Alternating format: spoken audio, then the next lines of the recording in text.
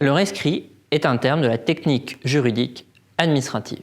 Il correspond à un mécanisme créé par le législateur pour permettre que les réponses de l'administration aux interrogations de son public sur l'application du droit à des situations personnelles l'engagent, que cette réponse soit ou non erronée.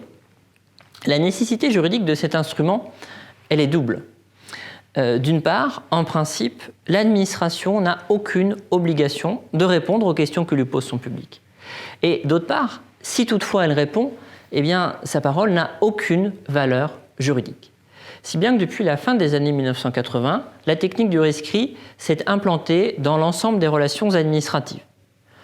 Il est d'abord apparu en droit fiscal, où il est le plus connu, avant d'être étendu à l'ensemble des prélèvements obligatoires. Plus récemment, le rescrit a fait l'objet d'une véritable mode juridique. C'est un objet fétiche des pouvoirs publics. Depuis environ une dizaine d'années, le gouvernement cherche à faire du rescrit un instrument phare de la réforme de l'État afin de renouveler les rapports de l'administration et de son public. Il existe pourtant un décalage assez substantiel entre le volontarisme affiché par les pouvoirs politiques et la réalité juridique, car en dehors du droit des prélèvements obligatoires, le rescrit a du mal à être implanté. Cela tient au fait qu'il s'agit d'une technique juridique trouble. L'idée qu'une simple réponse de l'administration engage cette dernière alors même qu'elle est erronée choque, car il est difficile de concevoir que la parole de l'administration prime sur l'application de la loi. Or, l'analyse juridique du rescrit a toujours été victime de partis pris idéologiques, selon que l'on s'y situait plutôt pour ou contre son développement. Loin des idées reçues, il s'avère que les obstacles au développement du rescrit ne sont pas tant d'ordre juridique que matériel. Contrairement à ce qui avait pu être perçu, le rescrit ne renverse pas la hiérarchie des normes juridiques.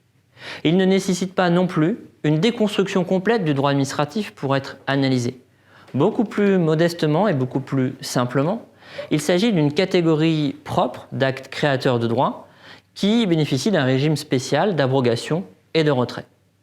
En pratique, toutefois, et en opposition à son développement, l'administration n'aurait pas les moyens de faire face aux demandes de rescrit. Son rôle ne serait pas de fournir des consultations juridiques.